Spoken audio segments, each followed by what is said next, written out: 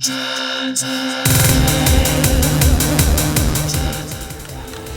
guys, we are in the basement. Today we're gonna do part number 3 of the 720 restoration. That is right, guys. And by the way, look at this. Look at this.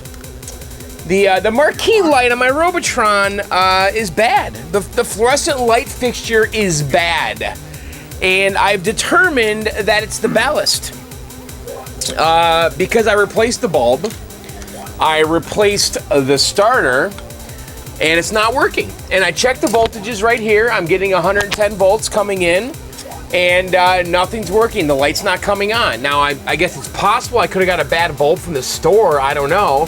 I tried a couple different starters, and I don't know. It sure seems to me that the ballast is bad. So I'm probably gonna go to Walmart tomorrow and get one of the cheap 18-inch light fixtures that they have. I've used those on a bunch of my games. Now this is a 15-inch bulb here. But to replace this ballast, not hard to do, but this is an old part. And I would pay a premium for this because the current ballasts, they don't use starters. And I'm not sure how to, maybe, I don't know how I would wire it without this. But I can get a whole light fixture at Walmart for like $10, which is cheaper than any ballast you can buy. So I think I'm going to replace this with a more modern fixture and put an 18-inch light in here. What do you think? Am I ruining the game? Is it not original? I don't know. Believe me, I went online to see if I could find this ballast, and there's some on eBay like $35. I mean, come on. You can buy a whole light fixture for $10 with the bulb, you know, maybe 15. So I'm probably gonna do that. So anyway, for now, I'm just gonna leave this open and I'll probably fix it tomorrow. The joys of arcade ownership. Anyway, we are gonna work on the 720 today. Now, if you guys remember, this is, I guess, technically part 3. Is that right? This is part 3? In the last part 2, which was a long time ago, we kind of finished up the cabinet. Now, this was a down and dirty restore. Let's keep that in mind, guys. We did not spend a lot of time on this game. We just wanted to get it in the basement and have it playable. This was a very quick restore. Nothing like what we did with the Journey down there. I mean, if you guys did not see the Journey restore, I mean, that was 17 parts. Over 20 hours of video, probably 100 man-hours went into the restoration of that Journey. That's not the case with the 720. This was down and dirty. We made it presentable and we got it down here. The last video, again, we painted the black. We stripped the control panel. We prepped it, got all the rust off. We painted it. We got it ready for the overlay. And we did the same thing for the boombox metal up there. Now, that was a boombox. Had a piece of metal with an overlay. We stripped the old overlay off. We stripped the metal, we painted it, it's all ready now, it's all dry, everything is ready for the overlays, and we're gonna do that in this video. And then we're just about done. Well, actually, we need to rebuild the joystick. We're not gonna do that in this video, though. I don't have time, because I'm having a party this weekend, and I just need to get this game presentable and working, because I can't have it like this for the party. But the joystick, the original one I have now, it's loose, but the game's playable. We'll come back, we'll revisit this later and rebuild the joystick. So anyway, let's get to work. And then also at the end of this video, we'll do some viewer mail. You know, we gotta do that, right? That's part of the show now. So, all right. So over here, we're kind of set up.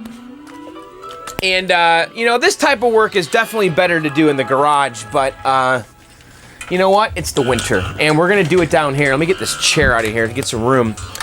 It's a mess. This is all the junk that I pulled out of the garage, and I need to find a place for it in the basement. I gotta clean up this. This is actually kind of messy right now. So anyway, we're gonna work over here, and I've got the boombox. Let me get this soldering iron out of the way. I've got the boombox here, and we painted this in the last video, and we sanded it. We did an okay job. It's not the best paint job, but it doesn't matter because this is just... We're gonna cover this with a big sticker right now, but it's smooth. You know, it's not perfect, but once we put the overlay on, it's gonna be perfect. I do want to wipe it down with a little bit of alcohol just to make sure it's clean. And by the way, here's what we're gonna be putting on. This is the boombox overlay. I mean, that's gonna look pretty badass, right? Look at that. That is just sick, right? And I don't think this is going to be too hard. We'll see. But I want to clean this up a little bit. I'm just going to use some alcohol, I think, because this was in the garage and it just kind of got dusty. So we're just going to wipe it down. And this stuff evaporates really fast. And this will just get any kind of grease or dust off of here. So our sticker sticks to this real nice. And this is going to look really good, I think, when we get done.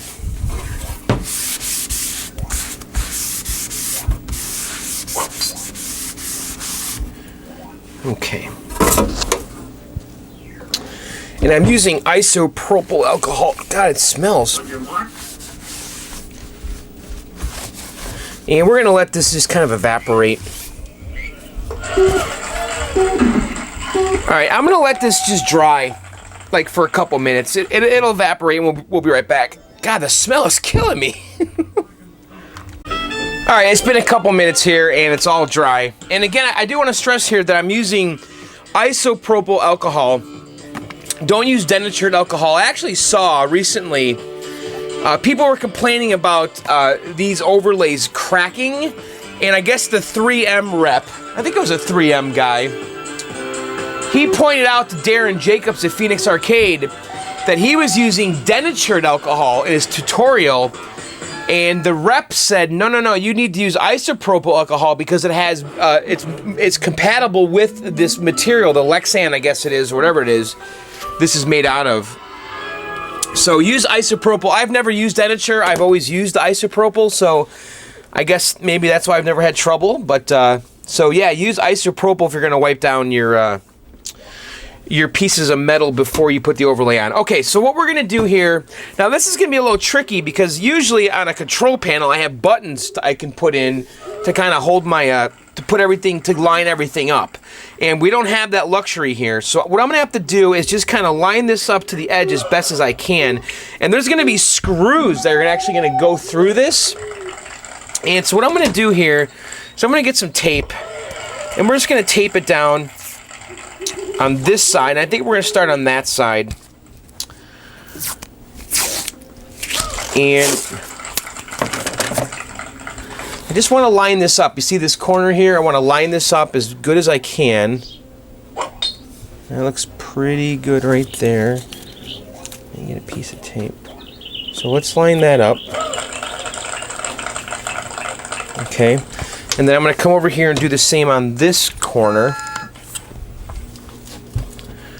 Get a piece of tape. This overlay's got some kinks in it, like little bends. I don't know if that's from being stored on my shelf or what. Alright, so right there looks good. Let's just kind of check our work. Looks really good. So let's tape it all down here on this side. Let's put one in the center.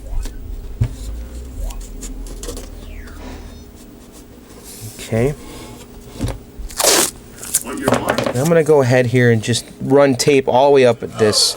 Now, I know some guys use clamps. I've never done that. I've always used tape. I've never had any issues using masking tape. Some guys will get a bunch of clamps and clamp this down. I do it with tape. I get the same exact results, and I just don't have the clamps. I've never invested in all those clamps, and the tape is always in my garage.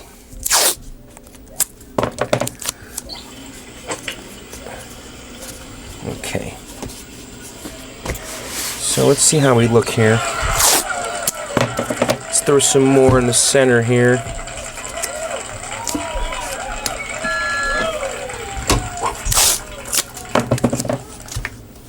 Okay. Alright, so that looks pretty good. Let's see how it lines up back here. It looks like it's going to line up pretty perfect, actually. Okay, so what I want to do is we're going to do the back side first. And we're going to probably cut the paper like right here on this bend. So I'm going to go ahead and tape it up to like about this screw.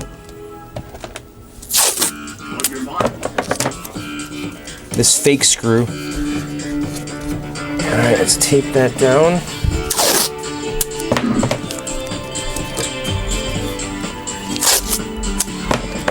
I don't think this is gonna be that bad, but I don't want to jinx myself.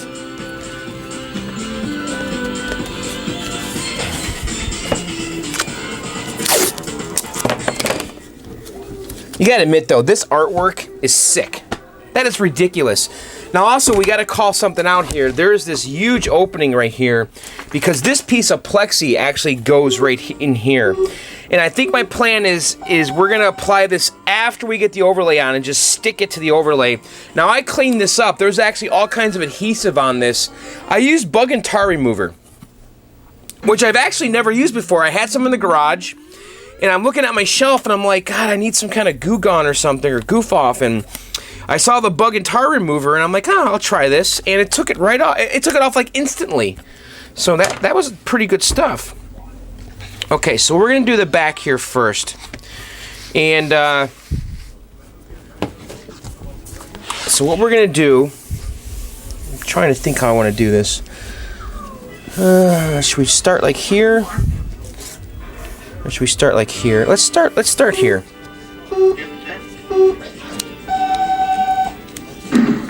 Alright, so you want to peel your paper up. Like so.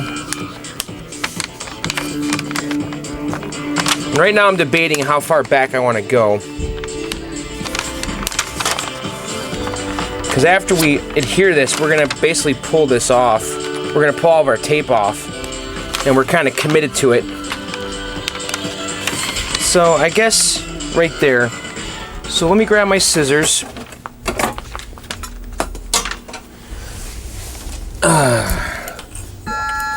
This is stressful work, by the way. I mean, I have to do this twice, essentially. Once for the boombox and then one for the control panel.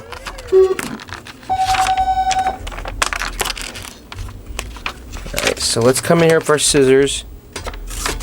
Cut the paper. You want to kind of do it in a straight line. It's kind of a tight spot here. Don't like how that's working.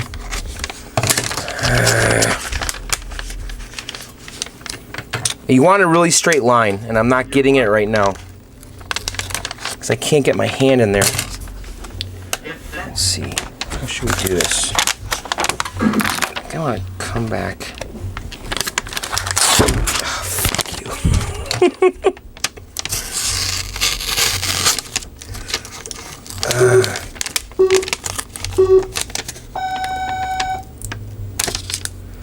Alright, this is not going well. It's actually not going well at all.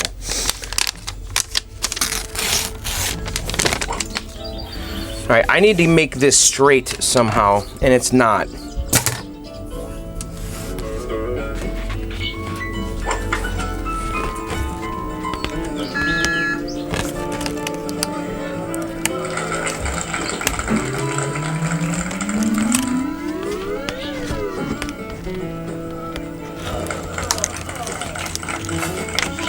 Okay. Alright, John, don't screw this up.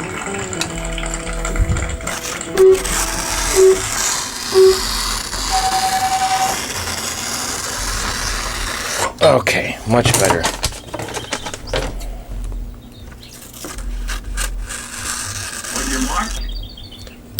Okay. Alright, so what we're going to do now is we're just going to apply this. You ready? You guys see that? Alright, so let's make sure we're all lined up still. And I'm just going to come up.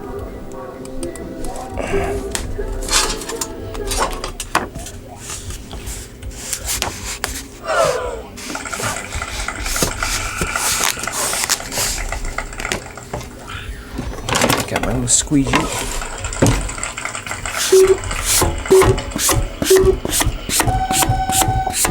And this little squeegee tool I got on Amazon, fairly inexpensive.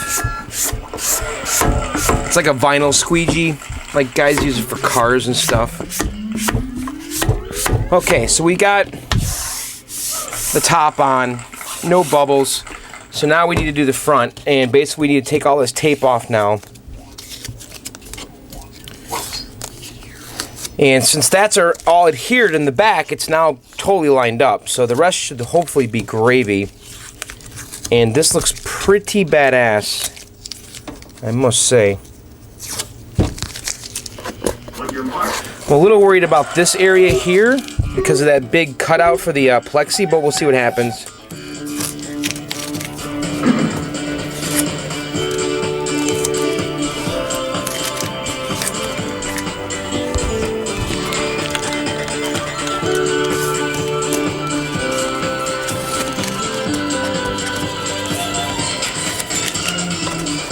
Get all this tape off.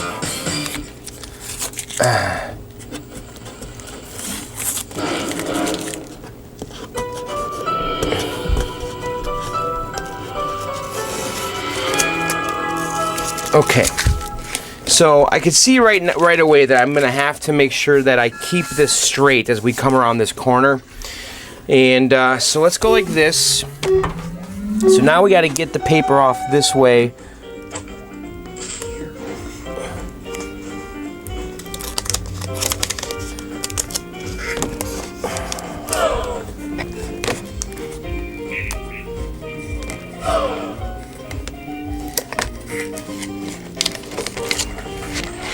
Okay.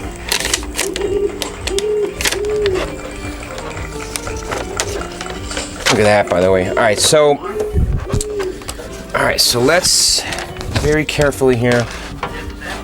We need to make this turn. I'm just gonna pull and come up.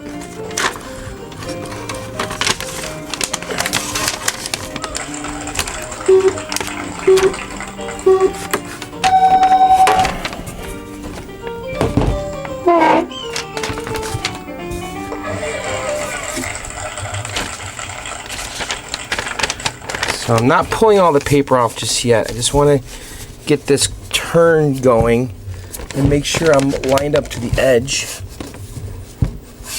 Okay. So that turn went well.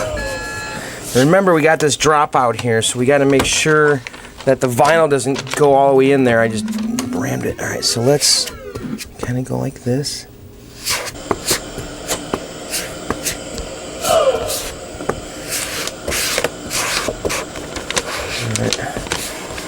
And I'm just kind of pulling the paper as I go now and squeegeeing it down as I reveal the adhesive as I'm pulling the paper off.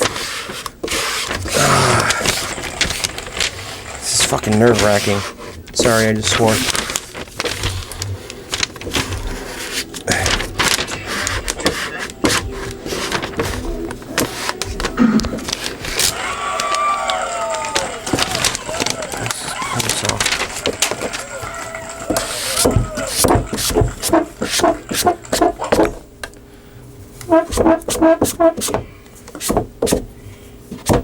Okay, that looks pretty damn good. But we do have this little area right here that we're gonna have to address right now. So you can see the area here that is like, they kind of have it masked off so that only this area lights up. Okay, so let's just drop this on here.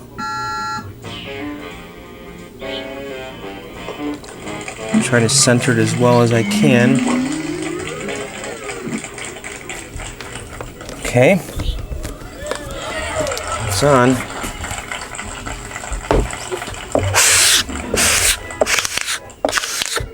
get some air bubbles.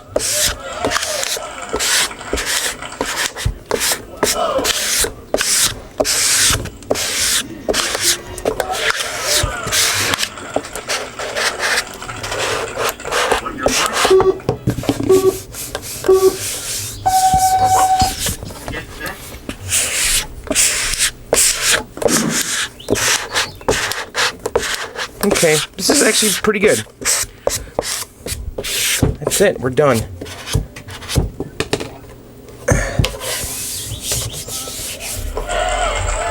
What do you think, guys? That looks pretty sharp, huh? Look at that. That's ridiculous. No air bubbles. Oh, what's this? There's a little air bubble right here. Don't have to push it too far, though.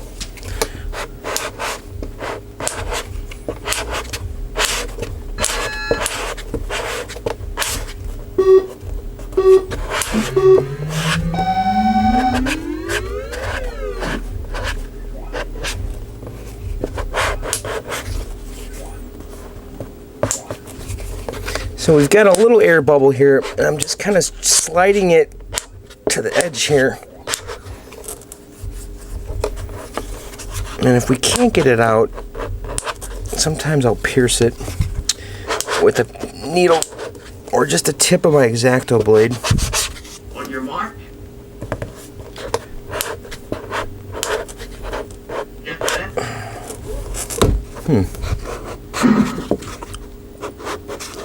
That air bubble is so close to this edge and just popping out. Let me see here. I'm debating if I want to just kind of go dink with my X-Acto and just kind of pop that bubble, or if I should just leave it alone.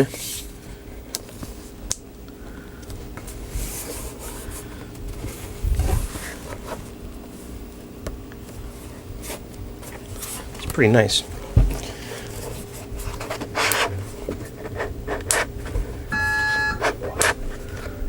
I can't tell if I'm moving it.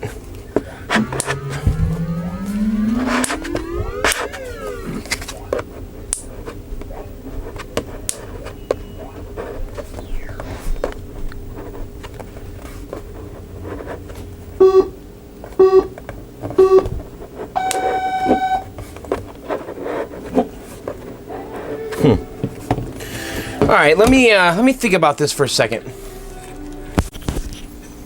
Okay, I went and grabbed a little bobby pin, and I'm just gonna see if I can pop this bubble, and you won't be able to see this at all.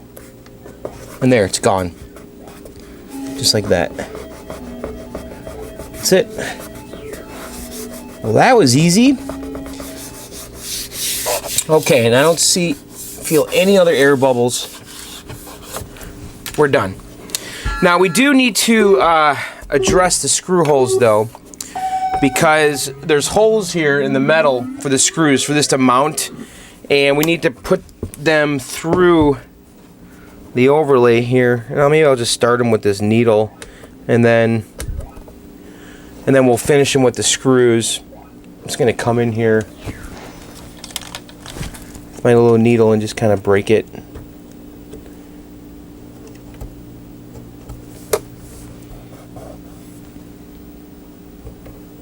On your mark. Get set. And then there's some up here.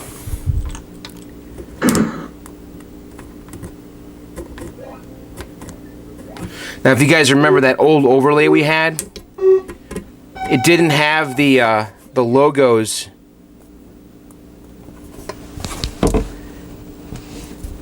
When the thing was lit up, basically this entire hourglass shape was lit up, and you can see this high quality overlay from Phoenix Arcade. They actually masked off the logo and part of the cassette, and so only this is going to light up, and only the cassette's going to light up right here, which is how the original was. So the original only had this logo and then parts of the cassette lighting up, and then the repro overlay that I had on here that someone put on, which was crap, you had this whole area lighting up in an hourglass shape, which is essentially the shape of this plastic back here. So this is going to look way cooler, and it's just a better quality overlay too. All right, so the boombox is done. Let's quickly do the control panel. Let me grab that. I'm getting kind of jazzed here. All right, same deal.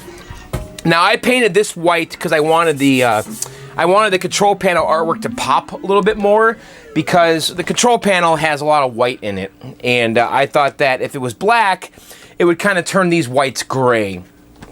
And we couldn't paint the boombox white because the grills were exposed, you know, the speaker grills, and those needed to be black. But this one, I felt like we could paint it white, and I think it'll help the colors pop. So, by the way, isn't that awesome, dude? Look at this. I love this checkerboard stuff, and just screams the 80s. So, okay, we're gonna wipe this down with some isopropyl alcohol, and we're gonna basically just do it the same way we did. The same way that we did the. Boy, this thing got dusty or something, huh? We're gonna do this the same way that we did the boombox. This is a crap paint job. Am I taking the paint off? Actually, I had this in my by my wood stove, and I bet you this is soot from the stove that's on here. Maybe I should clean it with some little Windex first. All right, I'm gonna go ahead and clean this and then wipe it down with alcohol, and we'll let it dry. Okay, it's all dry. And really, you really want to make sure you clean this stuff, because you do not want to put an overlay on a dirty control surface, because that adhesive, that glue, it's not going to stick to dirt. So make sure you clean this stuff really well. Okay, so here's our overlay. And this is a crappy job on the spray paint, I know, but it's going to be fine. Okay, so what I'm going to do is I'm going to use my buttons as a guide here. So let's put all the buttons in. Kind of just help us line everything up.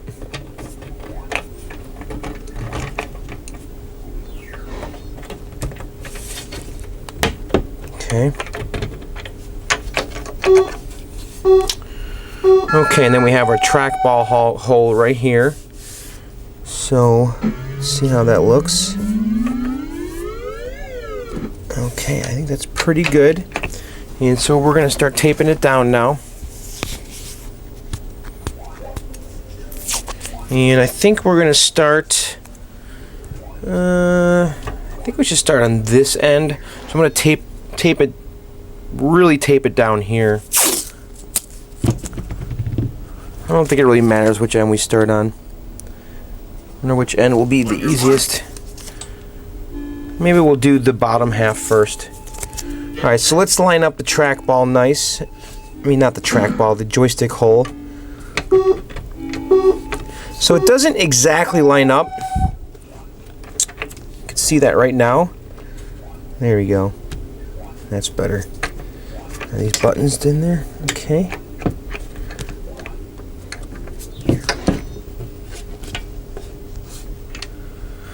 You know what? I'm going to get the screws that go in here.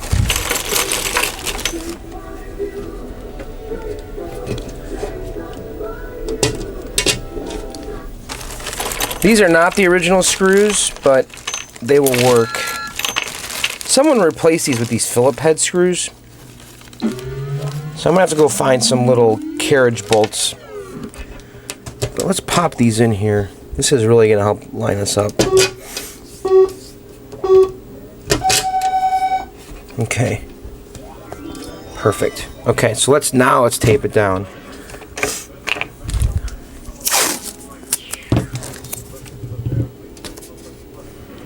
Alright. Right there. On your mark. So, I mean, putting overlays on, it's not hard. It's just, you're basically taping down one half, removing the paper, adhering the other half, removing the tape that you used, and then removing the adhesive on that side, and then putting it down.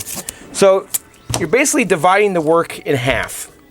You know, don't ever try to remove the entire adhesive back and try to get it on. It's just impossible. Just do it one half at a time, and you'll find that it's actually not hard at all. And after you do a few of these, it just becomes second nature. It's always that first one that's scary, though. Believe me, I know. I remember in the very beginning, man, oh my God, this stuff stressed the hell out of me. I used to have my wife help me, and she basically said, I'm never helping you again doing that. Because it was so stressful, mostly because I didn't know what I was doing. All right. Okay, so let's pop these screws off.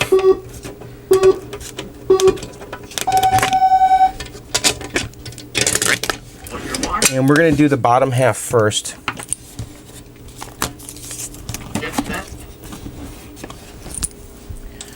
And same way we did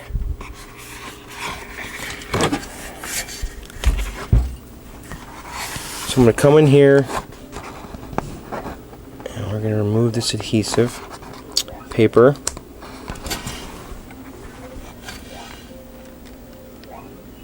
Make sure you guys can see what's going on. I know I've done a lot of overlay videos. Are you sick of seeing these? Are you sick of seeing the same job over and over again? I mean, every game is a little different, I guess. But at the end of the day, it's the same principle. Alright. So let's go back to there. And I don't know if you guys can see this. This is kind of a little stressful here, but I'm going to come in with my scissors.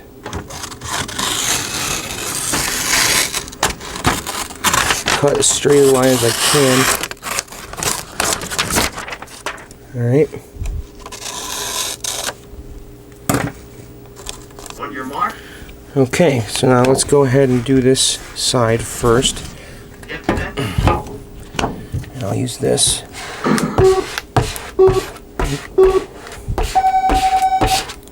And you can see how lined up we are with those screw holes. It's pretty great, right?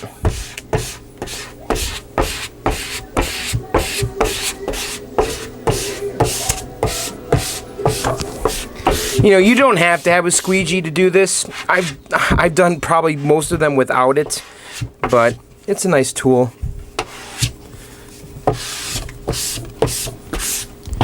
Okay, so we have this bend.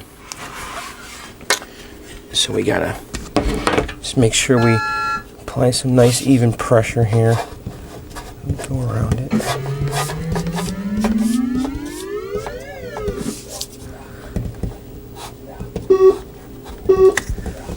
No problem.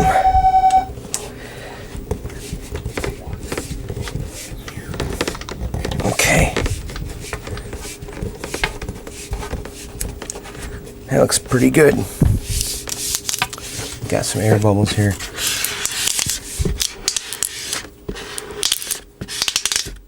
Your mark. Get set.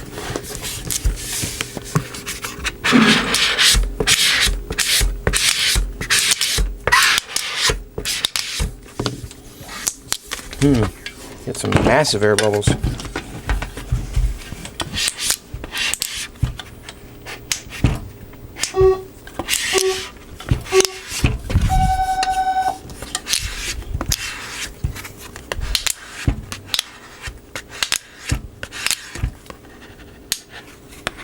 Wow. Should I do my needle again? Just come in here. Gone.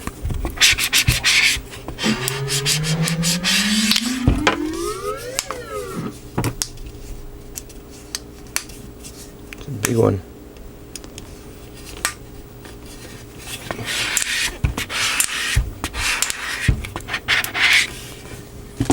Little one right here. I usually don't get bubbles and overlays. But the needle is absolutely making them disappear. On your mark. Gone. Get set. Okay. Alright. That's all good. No air bubbles.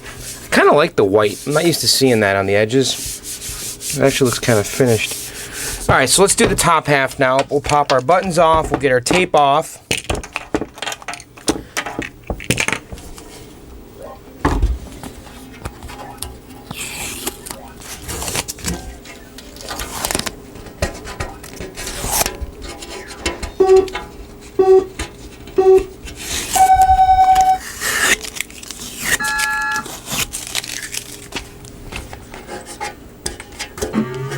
I love this artwork, man. Just the colors are so awesome. It's just cool. And Phoenix Arcade, who made this artwork, they just did a bang-up job on it. Darren's just very good at what he does over there. I think Rich at this old game is doing a lot of the work. But Derek's making sure it's done right. And of course Rich has high standards as well. Okay. So now we gotta do the other side. And let's come here, just fold this back. Get our paper.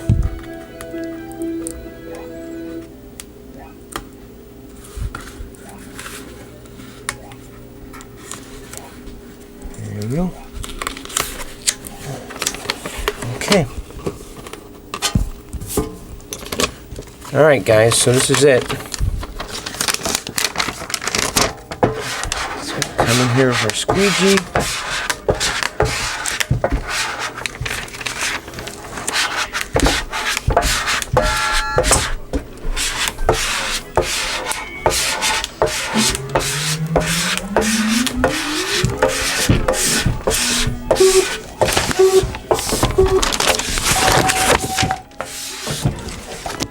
Looking good. Now you can see it's not lined up here. I don't think it's my fault. I think it's the overlay. But you know what? When you put the buttons on, it's all covered up, so it doesn't matter. Oh shit, it's not. That's interesting. On your mark.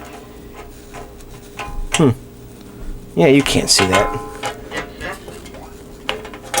It's like the holes are a little off because these four are all perfectly centered. Interesting. And this thing here, as you could see, left and right, it's perfectly centered. There's just as much white on this side as there on the left and right. So it's perfectly on here. These holes are just a little off. Wow. Okay. I bet you when we put the buttons on, we'll never notice. Alright, let's bend this over.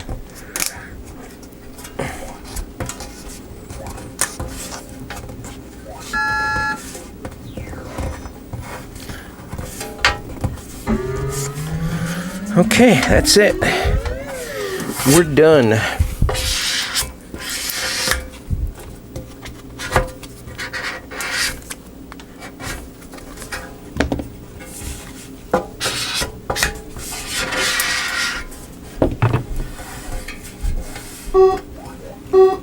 Man, I'm getting a lot of air bubbles on this shit.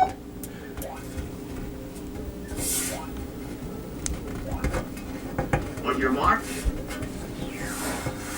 Okay. Get set. Okay, guys, we're done. That's it. How do we do? Do you like it? Looks pretty great, right? Okay, so let's put the joystick on and the buttons, and then that's it. I gotta remember how this goes. Now, the original buttons were all blue, so we're gonna use these four blues right here. And let's see. So this joystick, which way is up? Boy, I don't really actually remember. I think, does the opto go down or up? Oh boy, I don't remember. I almost have to go look at one of my old videos.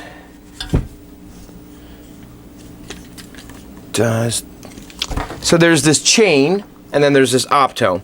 So does it go in like this, or does it go in like this? This tends to make the most sense as far as how things line up. I think. This wants to go there. These want to go here.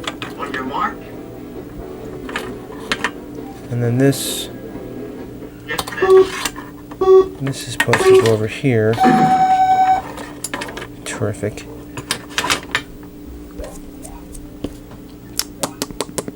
Alright, let me go research this because I don't want to put it in backwards. Okay, guys, I actually went online, looked at a photo, and also it kind of jarred my memory because I remember that if you look here on this disc, there's that little cutout right there. That actually, when the joystick is facing forward, is inside the opto that's in there. And so this is the front of the joystick. And so when it's in the control panel, this is up. So that means that it goes like this. Okay, so that's how this goes on. Now, I did go to the hardware store here since we last recorded, and I found some carriage bolts because A previous owner put some standard screws in here, which was wrong. And so I went to the hardware store and they had some little carriage bolts, and I think these are going to work.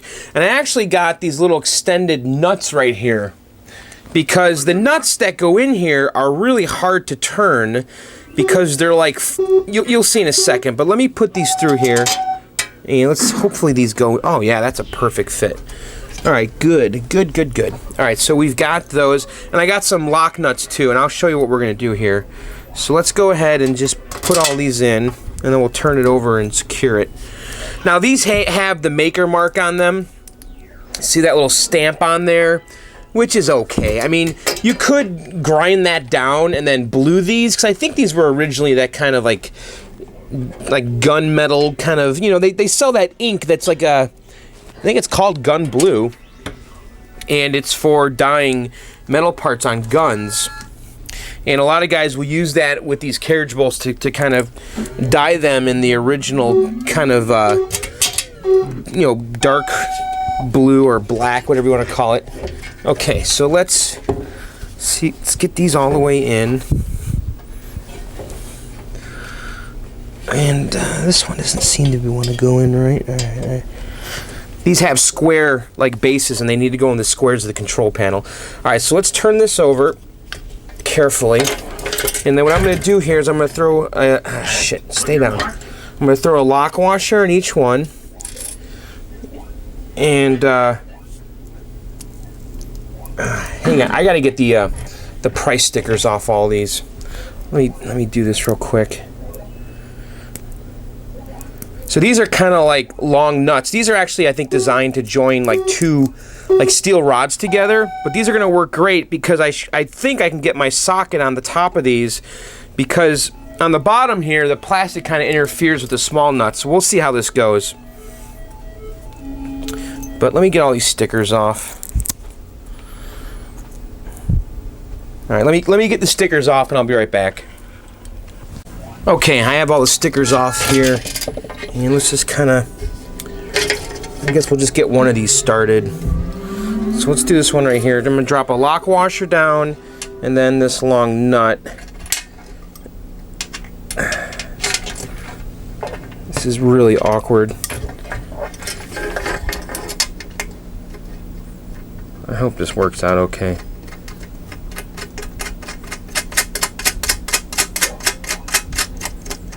Alright, let's see if we can get our socket on here. Barely. I think this is going to work now.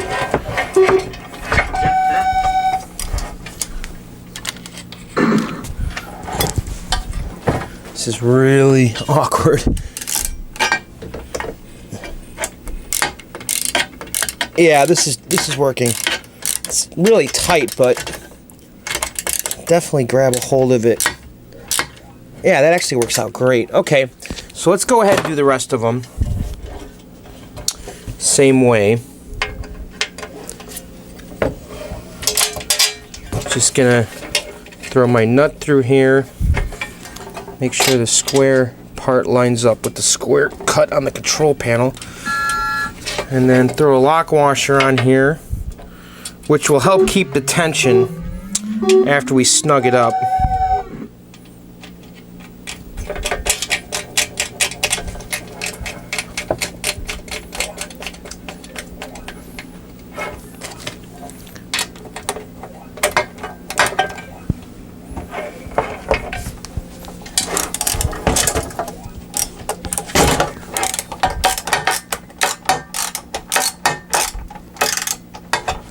Boy, that is really awkward. Okay. Alright, we got two of them on. And let's do... get my other screw here. Okay. Alright, so I'm going to go ahead and do the back two, and we'll be right back. Okay, I have all four of those nuts snug there, and it actually worked really well with those little extended tall nuts, and I was able to get my socket set on there. Now before, when when I had the short nuts on here, I could not get a socket on. So with these tall ones, I'm able to kind of just grab it up here and snug it down. So that was actually a really big success. So all we need to do now is just put the buttons on and we're pretty much done. I did look online and it looks like the orange wires go on the inside here and then the black on the outside. So let's kind of do that. So let's see where these kind of naturally want to go. So I think like this. Orange. Like this.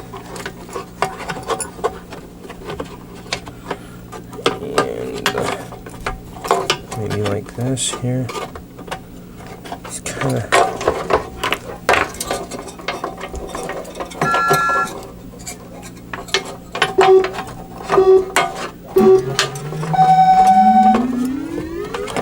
Okay, and we're going to use blue buttons. And again, buttons always have like a little notch on them, like here. And then the control panel has that same notch, and you want to just line it up with that. So let's go ahead and put our button through, like so. And then like this. And then let's get a PAL nut, which are these big aluminum nuts. And let's snug this down. On your mark. Okay, let's get another blue button. And we'll just go like that.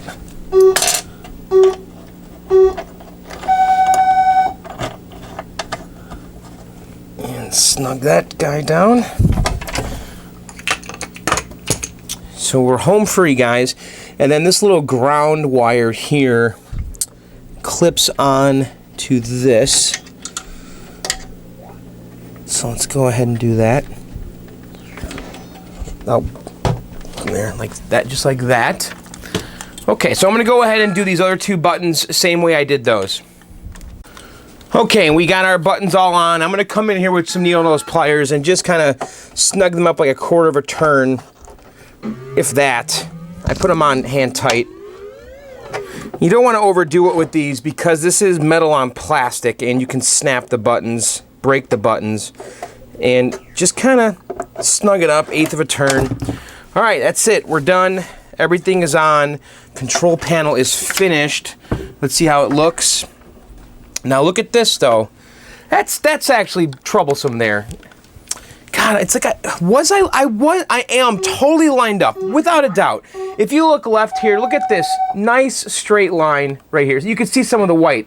Like the control panel wasn't exactly as wide as the metal. The overlay, I mean, was not as wide as the metal. Look at that. See that white line, how perfectly straight that is, okay?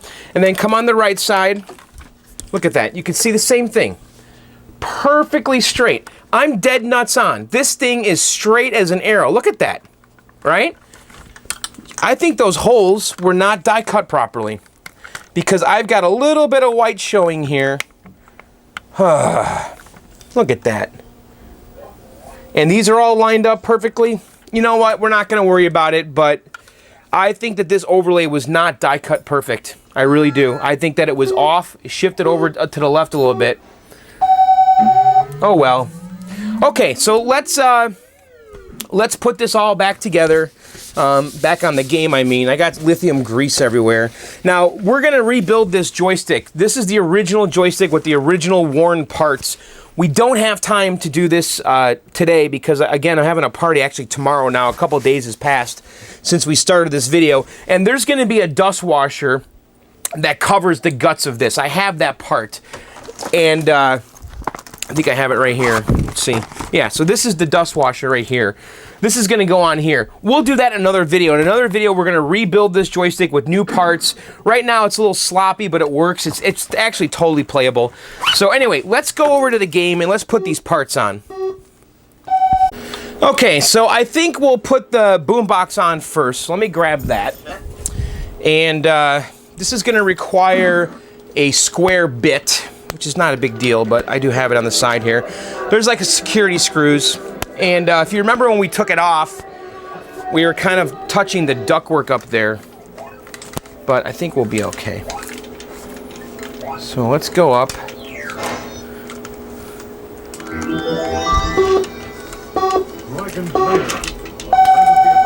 So you guys having fun?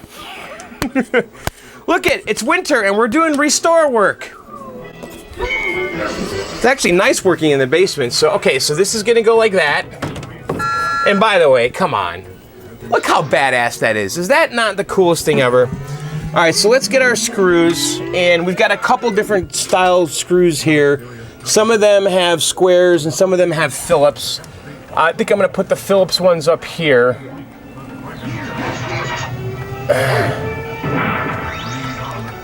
I sure hope we can get these in here.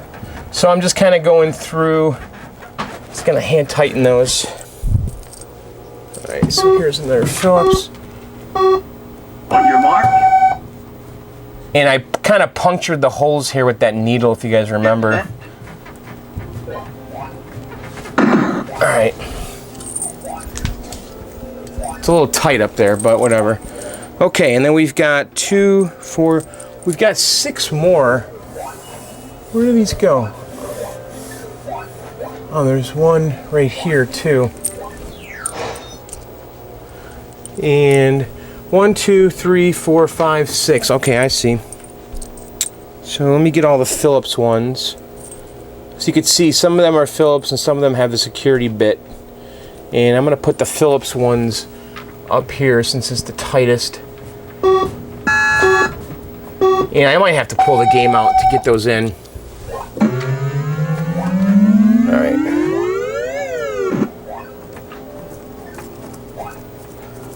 There's one.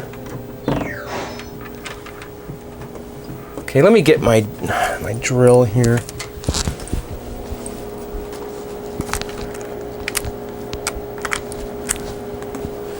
And this is the little bit, it's a square. And these are the original screws. They're also a square. On your mark. And I'm gonna come in here and just tighten these down. Get set. Remember, one of these was stripped. Maybe. I thought it was that one. No, oh, actually, one of these is stripped. That's stripped right there. All right, so let's come in here.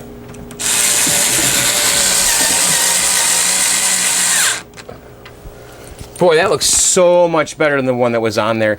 The one that was on there was too short, and you could see the metal of the control panel. And this one is just way better looking. I cannot wait to see it lit up because we're going to see just this logo and the cassette, the little details of the cassette, and that's it. It's going to be great. All right.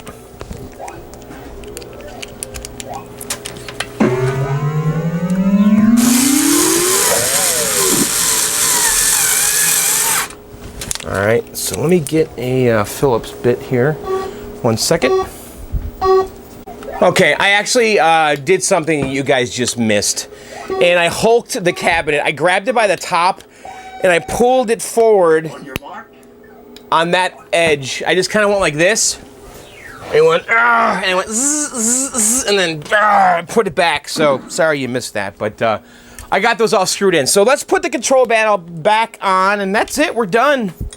We're done until we have to rebuild the joystick, which is going to be soon. So let's come in here and plug our Molex in. All right. And hopefully our buttons and joystick all work.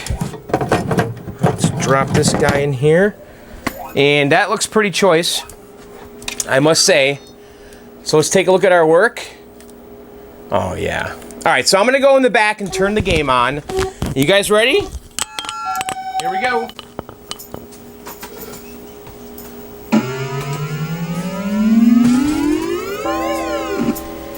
Oh, yeah.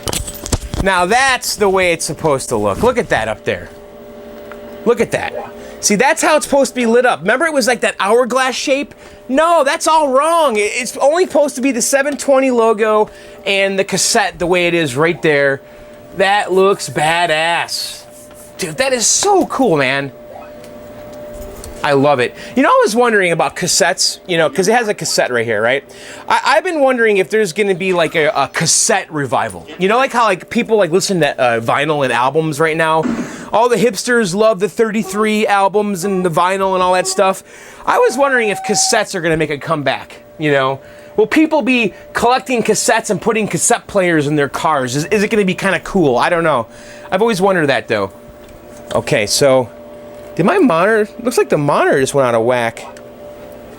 Uh-oh. What's going on here? I'm wondering if the remote board.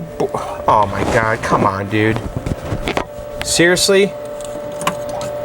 What just happened here? Colors are all messed up.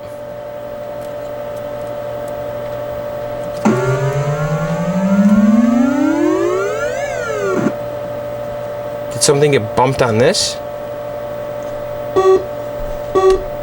Shit. It's like I'm missing a color. Oh my God, are you freaking kidding me? I'm missing red. I'm missing red and green. Don't tell me that when I moved the game that I did that. Hang on a second.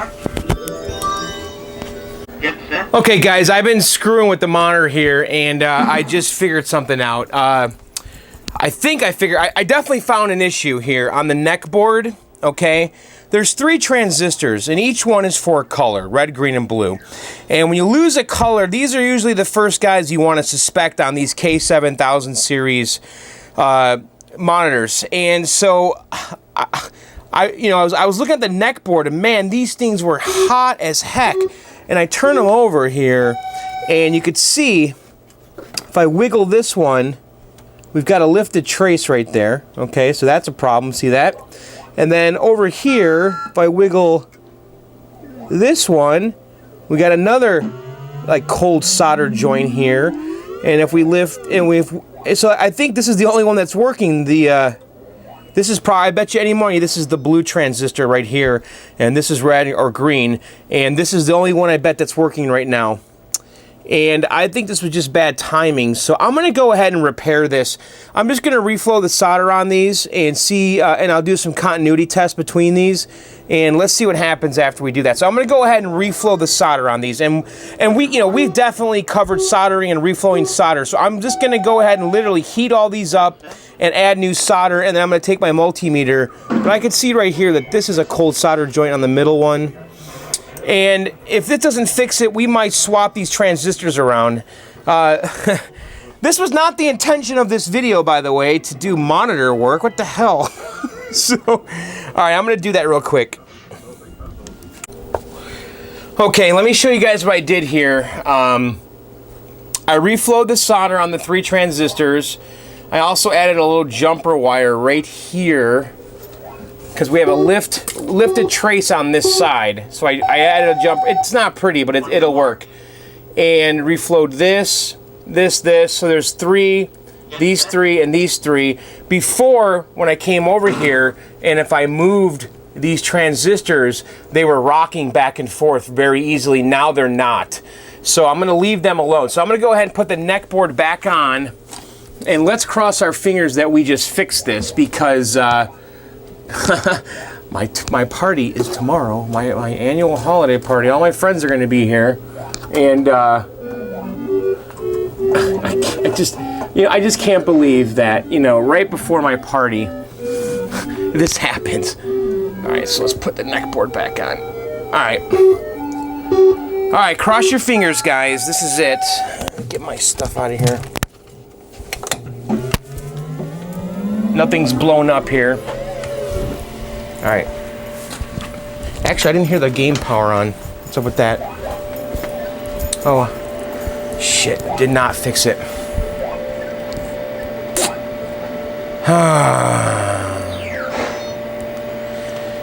This is just not fun.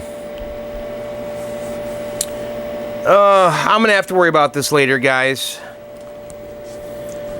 On your mark. This sucks. I know it's those transistors. Get set.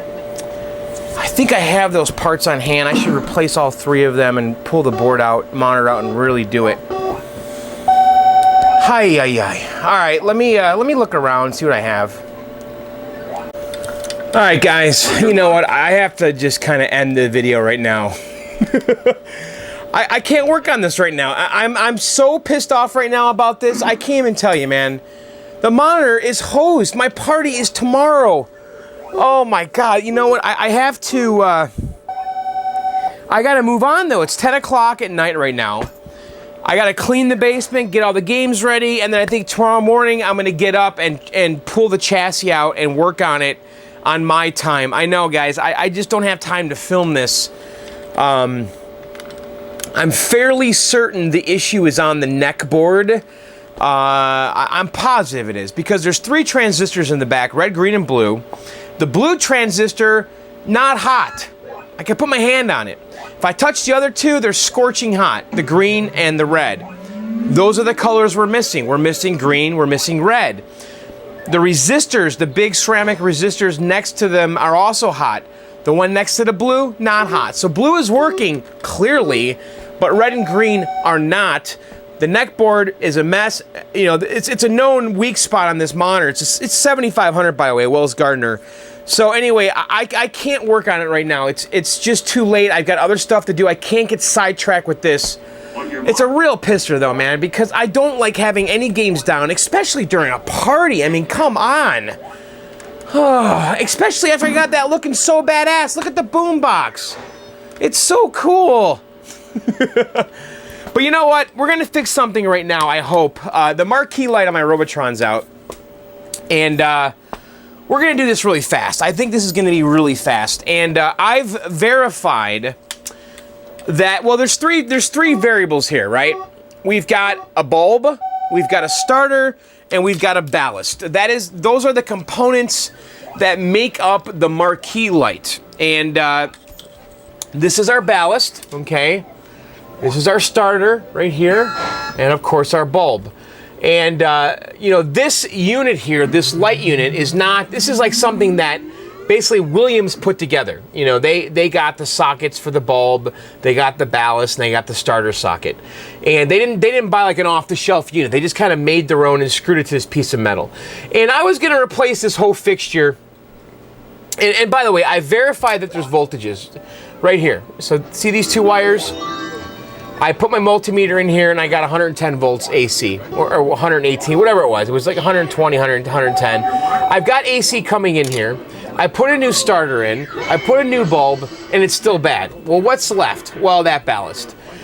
This bulb here is an F14 T12, and this ballast is for that, okay? It's this one here says 14, 15, 20, 22 watt ballast. I went on Amazon and I Googled F14 T12 ballast, and I got one right here in my hand. This was about $8. I was gonna replace the whole fixture, and I thought, well, let me see if I can find a ballast, and I can just keep the whole thing original. And I'm assuming that if we replace this part with this part, we're gonna be back in business. Let's hope. Let's hope something goes well tonight. So, all right, first things first, I'm gonna unplug the cabinet. I'm gonna come up here and unplug it. You don't want to do this when the juice is live. I think this is going to take us like 1 minute to do. This is going to be super simple. And is that... Okay, so the Robotron is unplugged. And we're going to use some wire nuts. We're going to just kind of do this low rent. All right, let me grab my screwdriver and some wire nuts. Okay, the game is off. There's no power going to this. We're not going to get shocked. We're not going to kill ourselves. So there's 2 wires. And as far as I know, it does not matter which is which. Now they've got a wire nut over here going to this end. And then this one is goes right to this little connector in the back. So we're going to cut this off. And let me see if I can undo this wire nut here on this side. Looks like they actually kind of crimped it down. I'm just, you know what, I think I'm gonna leave this one the way it is, and then we'll just kind of cut this wire. Let's go ahead and cut this somewhere around there. Okay, and then let's cut out the old one. Let's leave us enough slack here. Okay, so we basically just need to connect these 2 wires. It doesn't really matter which one is which. And then let's get the old one out of there. And it looks like this new one I picked up is pretty much the same exact form factor. We got 2 screws holding it in. All right. So here's our vintage one. Universal Manufacturing Company. Made in USA. I don't think we're gonna have the luxury of that with this one though. This one says made in China. And this was about $8 on Amazon. And I saw it on there and I'm like, well, I think I'd rather keep it kind of original looking. This is kind of neater, cleaner, and hopefully not too difficult.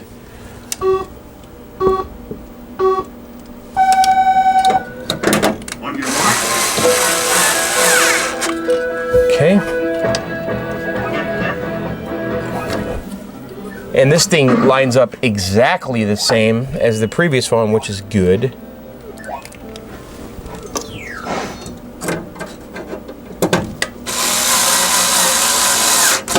Okay.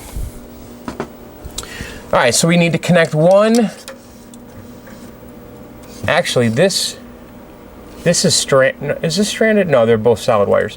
Okay, so we're gonna have to make one connection here. So let's go ahead and cut this guy right there. And then we're gonna make another connection over here. So let's go ahead and just kind of cut like that. Let me grab my wire strippers here real quick. Okay, so we're gonna come in here and strip this guy. You know what, actually, why don't we do this and get rid of one of these wire nuts? Just cut this right here. Alright, strip that back. So we got one connection right here. And let me grab a wire nut. I'm just kind of doing this. This is, I don't think it's so bad to use wire nuts. Electricians do it all the time. I got two different size nuts though. Hopefully these will work okay over here. Okay, so there's one.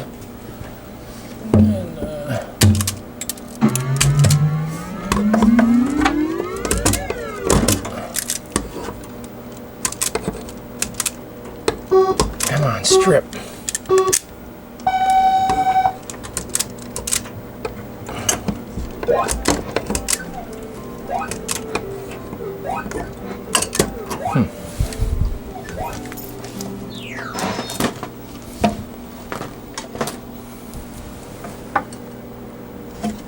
On your mark. There we go. Okay. And these are solid wires. Yeah, let's put this yellow nut on here. See if that works. It's a bit loose.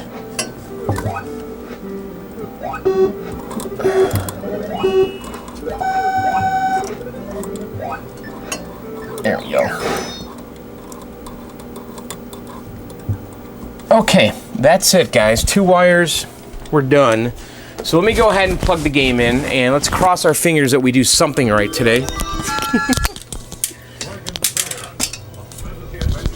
I mean, we were doing so well with that 720, man, and then the frickin' monitor dies? Come on.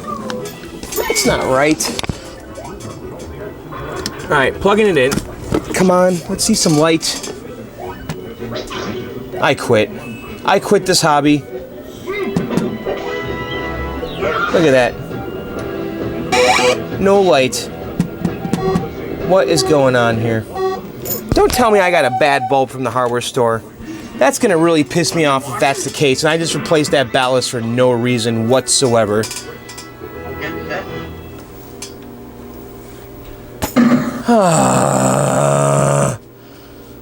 Unfreaking believable. Let me grab my multimeter. This has not been a good day for John. Okay, look at that. All right, you wanna know what I did? I'll tell you what I did. it was the ballast. The ballast was bad. I know that to be true, okay? So, when I went to Home Depot, I bought these, okay? Let me turn the light on. When I went to Home Depot, I bought FS2, which is what was in here, okay? And I tried, these in here, and I was questioning, oh, maybe I got a bad batch from Home Depot. So then I tried some other ones. However, when I went to Home Depot, I bought 2 packs of these, and they were kind of on the shelf like this, back to back. And when I pulled this off and then that off, I thought I was getting 2 of the same, FS2. Turns out the package behind it was FS4. So when I was testing this, I tried starters from this package, and I said, well, maybe I got some bump starters. Let me just try it from the other package. I had this starter in there, and this is an FS4, which is for 30 and 40 watt lamps, okay? And the FS2 is for 14, 15, and 20. So anyway, it was the ballast because I tried that starter before and it wouldn't go. And then I thought, oh, well, I'll just try them from another package to see it. You get what I'm saying. So anyway, yes, it was the ballast, and it was easy to change, and I'm just stupid because I had the wrong ballast in there. So, okay, we did something right at least. I was starting to think, oh my God, I can't do anything right anymore. So anyway, that's gonna be it, guys. Was this a weird video or what? It feels weird to me. I don't know why. Well, at least this is working. Oh man, I'm so bummed about that 720 right now. I can't even tell you. I know the issue is going to be on the neck board. I know it is. I know that's where the problem is. Absolutely, it's a neck board issue. Those transistors are hot. There's a short somewhere on there. Probably a bad solder joint. I really, tomorrow morning, should pull the chassis off of the game, which is not trivial, though, because that monitor is not easy to get to from the back. There's just that little portal. And so I'm going to have to just try to pull the chassis through that portal, which isn't actually hard. It's going to be hard to get to the anode, because I'm going to have to discharge that monitor. I don't think I'm going to film that tomorrow, guys.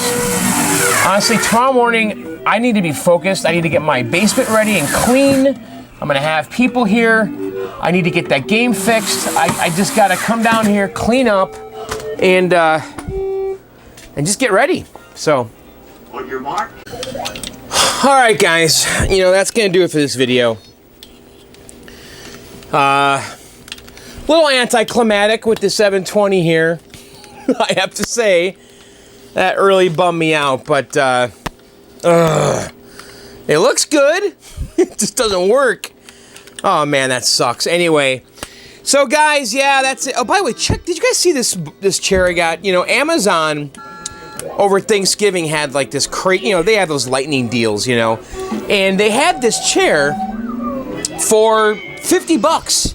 I think it was regular $200, and it is like the coolest chair I have down here, man. It has like a little thing here you can make it go up and down, and it's just really cool. It's actually super cool. So yeah, check out Amazon. Bar stools are expensive, actually. All the ones I've got down here, I've got them all fairly inexpensively. Like this Kiss one. I don't really care about Kiss, but those were dirt cheap on Amazon. I mean, actually, I got that at eBay. They had them on eBay. There was tons of them on eBay during, a couple years ago. Now, if you go on there, they're a little pricey, but someone must have had an overstock of these because they were blowing them out, I think, $20 a piece or something. It doesn't even spin. Wow. Anyway, they're cheap, but they're good enough. So, yeah, that's going to do it for this video, guys. And, yeah, we want to do some viewer mail? We're gonna do some viewer mail right now. Do you guys like this segment? I think I do. I think it's a success. I think it's a lot of fun to do the viewer mail. But yeah, it's a good time, right? So I printed out 3 viewer mails. Let me get this camera here. How's that? I printed out 3 viewer mails, and we're going to read them. And by the way, if you guys like this segment, or if you have a question for me, you got to send the viewer mails to blkdog7@gmail.com. That's blkdog7@gmail.com. I don't like this light on. There we go. That's more like an arcade. blkdog7@gmail.com. Now, what's important here is that in the subject line, you guys put viewer mail. You got to put that on there. Viewer mail. It's the only way I can find this stuff. I actually have a little script in Gmail. It organizes them. So it's got to say viewer mail in the subject line. blkdog7@gmail.com, which is blackdog7@gmail.com. Anyway, all right, let's dive right in here. So this one is from Emmanuel Roland. That light is hurting my eyes. And yeah, I'm having Diet Coke tonight. You know, it's funny. I've been doing how many of these videos? I've done well over 200 videos. I've had Tito's in 4 of them, 5 of them, and all of a sudden it is my thing. Everyone is just Tito's, Tito's, Tito's.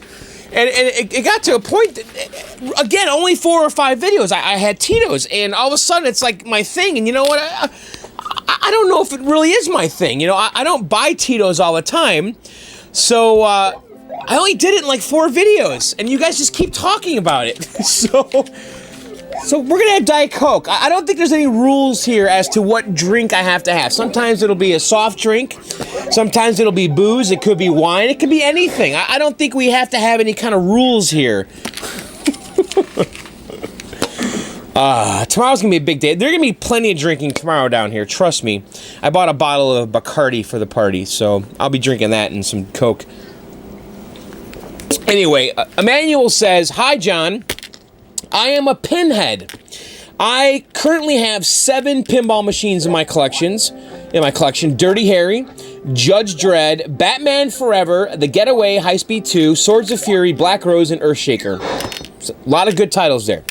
"And it hurts me to see your pinball games gone. Such great games as Simpsons Pinball Party, No Good Gophers, and the awesome Theater of Magic. Why did you sell these great games? And do you plan to add any pinball machines in particular to your collection in the future? P.S. I love that whirlwind. The storm is coming. Go to your homes." Okay. It's funny because I have had a lot of people comment about this over time here. You know, people have asked me, "John, why did you get rid of your Theater of Magic? I didn't know you had a Simpsons Pinball Party. Why did you sell that? You had No Good Gophers. Where's that? I had Black Knight. I had Big Guns. I had the Mario Mushroom World pin."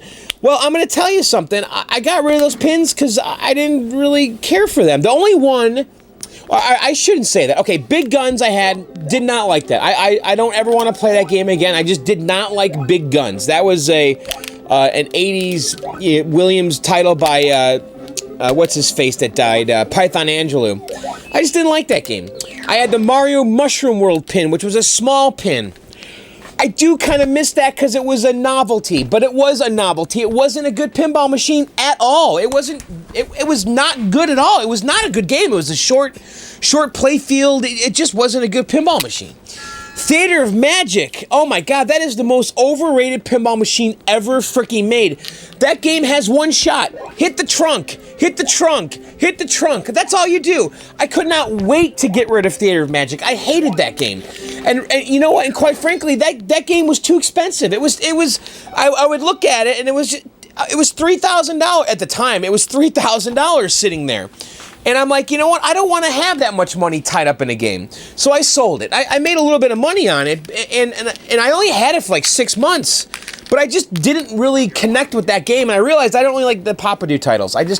Theater of Magic is not good. I really disagree. I think that game is completely overrated. The Simpsons Pinball Party, which was that's the Stern Pinball Simpsons game, because there's also a Data East one. Simpsons Pinball Party is freaking amazing. That is probably, I think, the best Stern pinball machine. I loved that game. I missed that game. Simpsons is so freaking deep. It's unbelievably deep. It has a million modes. You can stack them. That is a good pinball machine. Simpsons is a good pinball machine. And then there's No Good Gophers, another Pat Lawler title. Pat Lawler makes Whirlwind, and he made Addams Family, Twilight Zone, blah, blah, blah. No Good Gophers was a good pinball machine. Not amazing, but it was good. At the time, I had Whirlwind, Simpsons, No Good Gophers, and I think Revenge from Mars. And I'm looking at these 3 pinball machines, Simpsons, Whirlwind, and No Good Gophers. And all 3 of them had the same layout, the same playfield layout. And I said to myself, you know what? I don't have any variety here. I want pins that are different, with different layouts. I want fan layouts. I want stop and go. I want just different stuff, you know. And I had 3 machines that all had basically the same exact layout. And so I decided to sell them. And that's what happened. And I kept Whirlwind, and then I set out to get different pinball machines, and I got the Fast Break, which is totally different than Whirlwind. And then I had, I feel like I had one more here. I think I'm missing a machine. I'm overlooking a game I had. I don't remember. But I got rid of those because they're all too similar. And I will say in hindsight, though, I don't miss No Good Gophers because I think Whirlwind is very similar. I do miss Simpsons, though, because it was very, very deep. It was fun. It was a challenging game. And I think that is a good game. So, you know what? You gotta mix things up, though. You can't have the same stuff all the time. It does get a little boring. So, hope that answers your question. Thanks, Emmanuel, by the way. All right, Scott Washburn says, hi, John. I get this question a lot, too. Do you leave all your games on all the time or only for filming purposes? Do you have to turn the games on individually, or do you have a single switch or breaker that turns on several at the same time? Why do you have a Nashville Titans logo on the wall? Did you lose a bet? You do a lot of traveling to the Midwest and the West Coast. Do you know of many good retro arcade places in the South? As a person who has several restored dedicated cabinets, how do you feel about homemade MAME cabinets? I enjoy watching your videos. Merry Christmas, Scott. All right, Scott, let's address some of this. This is another question I get a lot. Do you leave all the games on all the time? Absolutely not, guys. I don't leave these games on all the time. That would be foolish. That would be stupid. That would be silly. Why would I leave all these games on? You can't do that. I think that people think arcade games were designed to be left on 24 hours a day, 7 days a week. And I think that when they were brand new, I think that might have happened. You know, at a laundromat or at a 7-Eleven, the games are on all the time. However, these games are now 30 years old, and I'm not doing that. No freaking way. So I leave these games on as little as possible. Of course, I always turn them on when I do these videos. And then typically Friday nights I come down here with my wife and we play games, hang out, have a drink, whatever. And then when my friends come over, on Monday my buddy Matt comes over, we turn them on. So I typically turn the games on, I would say 3 to 4 times a week. Maybe 2 to 4 hours each time. That's pretty much it. And by the way, another question I always get is your electric bill sky high? No, it's not, because again, I'm not leaving them on all the time. Only a couple hours at a time, a few times a week. And no, I don't turn the games on individually. I don't go around and turn them all on one by one. I know I've shown this before in my year-end videos. I actually have 4 20-amp breakers at the top of my stairs. Now, we'll be doing a year-end review soon in the next week or so, and I will show you guys that once again in the year-end review. Why do I have a Nashville Titan logo on my wall? You know what? That was on the wall when I bought this house. So I guess the people that lived here before me, their son lived in this basement, and he painted the walls. There's a Weezer logo, there's a Red Sox logo, there's a Titans logo, there's a Jacksonville Jaguars logo behind the Robotron. So yeah, that was done before I lived here, well before I lived here. So eventually I'll paint those walls. I'm going to probably paint over that soon, maybe this winter, we'll see. I don't know of any good arcades in the South. You know what? I don't have much experience traveling in the South, so I can't help you there. I'm drawing a blank. I just don't know of any arcade in the South. I just don't know enough about the South. Maybe you guys can invite me to the South. As a person who has several restored dedicated cabinets, how do you feel about homemade MAME cabinets? I think they're harmless. You know, if you've got limited room, go for it, man. Make a MAME cabinet. If you only got room for one machine, I think MAME is a great solution. You know, I think MAME has a place. I have a MAME cabinet upstairs. I like MAME. Knock yourself out, you know, but just don't harm a dedicated original cabinet to do it. All right, thank you, Scott Washburn. All right, so here we go. From Owned 225 Tim. He says, "Hey, John, I had recently seen your arcade vids, and I just have to say you have a very impressive collection, as well as great videos as well. Anyway, I am a budding arcade collector who is 15. I love stuff like this. He's 15, guys. And was wondering if a Neo Geo repainted broken cab or just a regular dedicated Neo in somewhat good condition is actually worth $100 or not. I'm also looking forward to you." Okay, thanks, Tim. So, Tim, yeah, I think a Neo Geo is worth $100 all day long. I think Neo Geos are very desirable. I think people want Neo Geos. It's a great system. So if you can find an original dedicated Neo Geo for $100, be it a 1 slot, a 2 slot, a 4 slot, a 6 slot, I would say grab that. That's a good deal. I think Neo Geos typically sell anywhere from 3 to 6 or 8, depending on the cabinet. I think some of the really nice 4 slots or 6 slots command a little more money, and the single slots, not so much. So if it's an original, truly an original Neo Geo cabinet, and it's working, and it's $100, even if it's not working for $100, I would take a chance on it. I think it would be a great project. It would be a great learning experience. Now, if it's a converted cabinet, painted, because there were a lot of Neo Geo conversions, because that was a kit that they sold to convert other games into a Neo Geo. I would be a little hesitant there. I would look for a dedicated one. I say if you're going to get a Neo Geo, get a dedicated cabinet. I think they're cool. I think they're good looking. You know, I've got the 4 slot right here. You know, that's a cool game. Look at that. That's a really cool cabinet. I love that. That's a 4 slot. I bought that from an operator. I think I paid $350 for it. Now, that was a while ago. But I really, really dig the Neo Geo 4 slot. So, anyway, all right, guys. I think that's going to do it for this video. I hope you guys liked it. I know we had some kind of missteps and stuff. Why not? You know what? This stuff just happens. This is part of the hobby, man. Things don't always go the way you want them to go. So anyway, thanks for subscribing to my little channel. If you guys want to support me, I've got the Kill Screen CD on Amazon. The album's on iTunes. It's on Amazon MP3. You can get the physical CD on Amazon and CD Baby.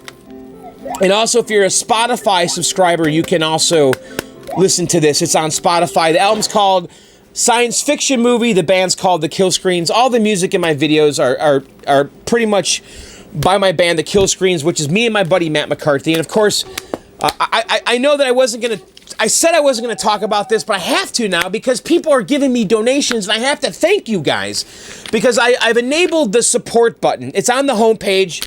If you go to youtube.com/BLKDOG7, you'll see a support button. If you guys want to support me, there's a way to do it. I've had you guys asking me for a long time, you know, John, what's your PayPal address? John, you should do a Patreon. Well, YouTube now has a support feature. I've enabled it. You can press support. I want to thank everybody that has supported me and sent donations. I have not withdrawn them yet. I'm going to use that money to buy a wireless mic. I don't quite have enough yet.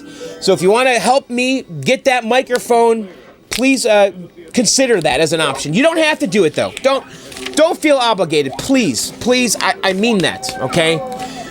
But if you want to, it's there. Okay, anyway, that's it for this video. Check out my podcasts, Video Game Outsiders and Arcade Outsiders. I do those live Tuesday nights starting at 9 p.m. Eastern on allgames.com, videogameoutsiders.com, and arcadeoutsiders.com. I want to thank you guys for subscribing to my channel. I want to thank you for your comments. It all means a lot. And you know what, guys? I have a lot of time off the next couple weeks, and we're going to be doing a ton of videos.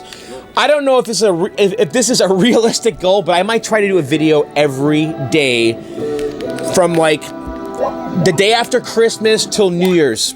We'll see. maybe 8, 10 videos in a row. I don't know. I'm not promising it, but I'm going to try. I'm going to ramp it up for sure the next couple weeks. So, all right, guys, that's it for this video. I hope you enjoyed it. By the way, this is not the Sunday video. This is a bonus, okay?